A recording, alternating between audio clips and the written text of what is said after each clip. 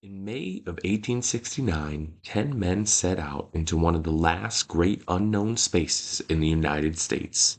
Their mission was to explore the Colorado River Basin, the climax of which would be the Grand Canyon, a sprawling natural marvel Theodore Roosevelt would later describe as a natural wonder which, so far as I know, is in kind absolutely unparalleled throughout the rest of the world. Place that so awed him that the man known for his skills on the bully pulpit was left nearly speechless in its presence, telling a crowd in Arizona, "I shall not attempt to describe it because I cannot. I could not choose words that would convey or that could convey to any outsider what that canyon is." The men of the 1869 expedition were not outsiders. They saw the canyon from within. They began in Wyoming, pushing downstream in 4 wooden boats, their fates being anything but certain. On August 30th, nearly 100 days and 1,000 miles of river later, 6 men pulled to shore in 2 boats at the mouth of the Virgin River in Nevada. Their time in the unknown had concluded. Since they first launched, their progress had become national news. One of those headlines is where today's Me and the LOC begins. Episode 1. We have it on good authority. What happened to John Wesley Powell? Source: Chicago Tribune, July 3rd, 1869. Alright, let's get into our first primary source. Fearful disaster. Reported loss of the Powell Exploring Expedition confirmed. 21 men engulfed in a moment. The article begins, "The fate of the Powell Expedition has caused a feeling of intense anxiety among his friends and the public generally, and is now determined by the report as brought by the only survivor of the ill-fated party. I send you the story as told to me today by him, which settles the fate of Major Powell." From there, the Tribune's writer wove an intricate tale full of nuanced details. The survivor's name was John A. Risdon, and according to the newspaper, he was a member of the Powell Expedition that had joined Major Powell's party in 1865. Risdon provided names, dates, and events leading up to either May 16th or 18th of 1869, when the party experienced a tragedy while exploring tributaries of the Colorado River named Big Black and the Delavan. Here, I go back to the primary source.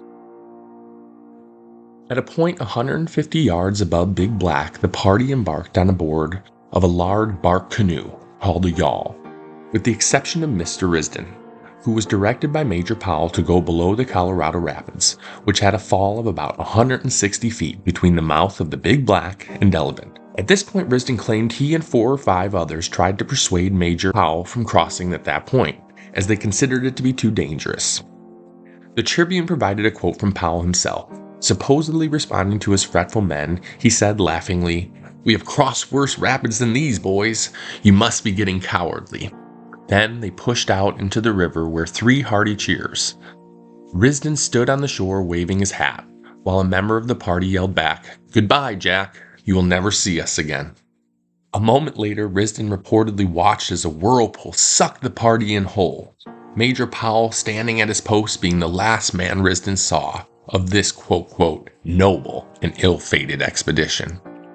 Risdon's description of what happened next included how he had cried on the bank for hours, then searched desperately for any signs of the lost party.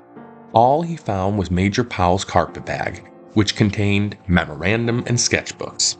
He then sought civilization, finding after traveling 8 days Leroy, a small military post and settlement on the Red River, about the 1st of June. Because of its significance to later elements of the story, the final lines of the Chicago Tribune's July 3rd, 1869 report will be shared in full.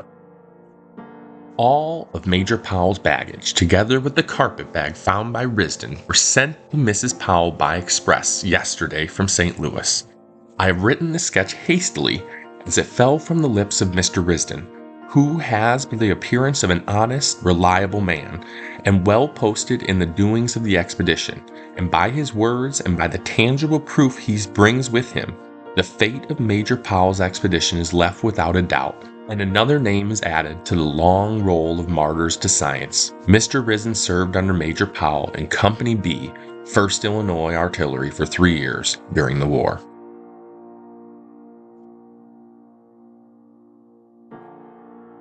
John Wesley Powell, born March 24, 1834, was a one-armed American badass who lost his limb fighting for the Union at the Battle of Shiloh. After his time in the military, he continued to serve the nation through his many exploits. His titles and accolades include explorer, cartographer, geographer, and writer. In his life, he led men into battle and through some of the most dangerous waters in America, including his exploration of the Colorado River in 1869, which was written about in our primary source. According to the USGC, Powell was an organizer of the Geological Society of Washington. He helped establish the National Geographic Society and the Geological Society of America.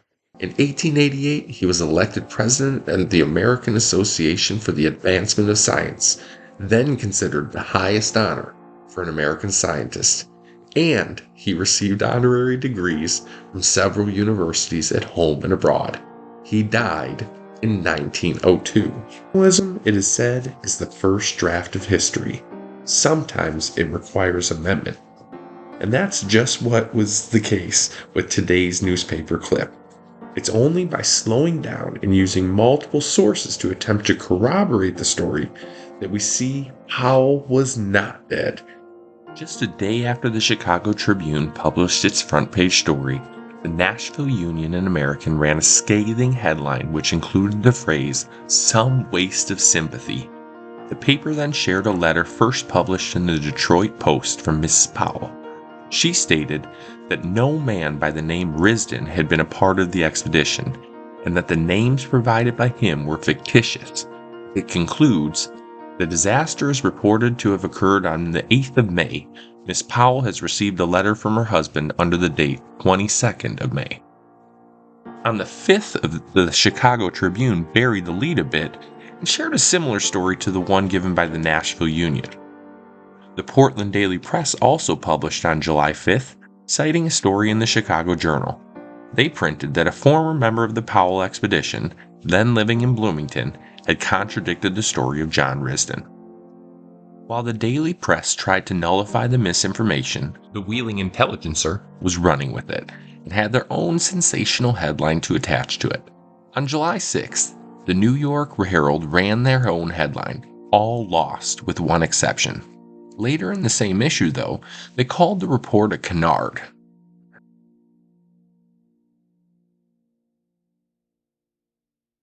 July 17th, second act of the story began in the pages of the Chicago Tribune. Perhaps trying to redeem themselves, the reporters offered this broad narrative. Risdon was a fraud. But the main fact of the narrative, namely that the expedition was lost, they had reason to believe. At the center of this belief was the idea that Risdon had stolen his story from a different man, John Sumner. In the same issue, they offered this headline, "The Powell Expedition, Another and More Probable Story, John Sumner, the Survivor, John A. Risdon, an Imposter." This story was well circulated and forced Mrs. Powell to once again address the rumors of her husband's demise. This time she noted that the man claiming to be John Sumner, who many were calling the sole survivor of the party, had reportedly been unable to provide all the names of those he had traveled with, despite having been with them for 2 years. She finished by writing that while there was a man of that name in the party, she believed that had he been the sole survivor, he would have made contact immediately. Her response was printed in the Dodgeville Chronicle on July 16, 1869. A day later, the Chicago Tribune began a trend that many other papers would follow in the weeks to come, mainly sharing telegrams received from the members of the Powell Expedition after their reported deaths. The New York Herald on July 26, 1869, shared a letter from Powell himself. Here, readers got their first bit of true information. The expedition had met with near disaster. Early in their journey, one of their 4 boats hit it, and about a third of their provisions were lost. But at the time of writing, all in his party were in, quote, good health, all in good spirits, and all with high hopes of success. Those good spirits and high hopes wouldn't last, for the most challenging days were still yet to come. Powell, writing in 1874, can help us sense this in the way he described the final act of his 1869 expedition. Here is Powell. At 12 o'clock on August 29th, we emerged from the Grand Canyon of the Colorado. Something like this was the feeling we experienced that night. Ever before us had been an unknown danger heavier than any immediate peril. Every waking hour passed in the Grand Canyon had been one of toil. We had watched with deep solicitude the steady disappearance of our scant supply of rations, and from time to time, when we were hungry, had seen the river snatch a portion of the little left. Danger and toil were endured in those gloomy depths, where often the clouds hid the sky by day, and but a narrow zone of stars could be seen at night. Only during the few hours of deep sleep consequent on hard labor had the roar of the mad waters been hushed. Now the danger was over. Toil had ceased, the gloom had disappeared, and the firmament was bounded only by the wide horizon. According to Mark Reisner, author of Cadillac Desert, Powell and his men had went deep into uncharted territory, running waters that even today would make experienced river guides blush. Reisner captured the daring in pages 29 and 30 of his work. Quote, the Powell Expedition was running most of the canyon's rapids in a 15-foot pilot boat made of pine and a couple of 21-foot dories made of oak, with the rudest of life jackets, without hope of rescue, without a single human being within hundreds of miles, and Powell himself was running them strapped to a captain's chair, gesticulating wildly with his one arm. Along the way, they endured hunger, cold, and temperatures well over 100 degrees Fahrenheit. They spent countless hours soaked with no means of escaping their predicament. Multiple men nearly drowned. Powell nearly died while climbing. And on August 28th, just 2 days before the end of their ordeal, the party had split, with 3 men deciding they would rather risk venturing up the cliffs rather than through them. They were never heard from again. The remainder persevered, and on August 30th saw their salvation in the distance. Here is a report printed on September 20th of 1869 in the Chicago Tribune. We have received a brief note from Major Powell dated mouth of Virgin River, August 30th, announcing the safe arrival of his expedition at that point. Virgin River is at the head of the navigation of the Colorado, and the exploration, therefore, of the dangerous portion of that river may be considered as successful. And in the days and weeks which followed, reports would clear up the record, making it known to all that Powell still stood, even if his legend was a little larger. Here is one such piece from the Dodgeville Chronicle. Today's readers have access to Powell's own writings of his explorations and the trip which the nation thought killed him in his work on the subject Canyons of the Colorado, which was first published in 1895. All right, you've made it to the end of the video. Before we close, let's recap where we've been. In May of 1869, 10 men, led by Major John Wesley Powell, set out to explore in the name of science the canyons of the Colorado, home of the Grand Canyon and its multi-million-year resident artist, the awe-invoking Colorado River. Early in July of 1869, reports arose the Powell Expedition had been lost. The sensational claim captured the nation's attention and left it desperate to know what really happened. Soon, Americans would find that John A. Risdon, the man whose claims focused a national spotlight on the party, was a fraud, his story fully fabricated.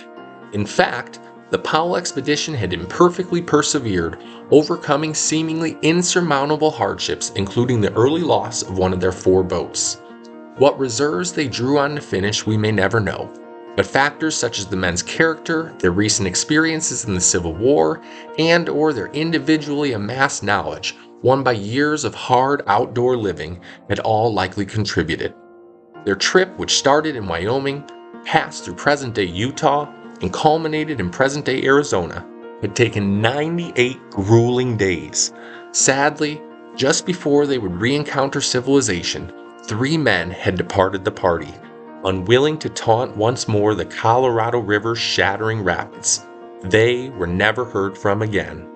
Those who made it out of the canyons of the Colorado had a story to tell, and a nation ready to hang on every word. Thank you for watching. Until next time, keep thinking historically.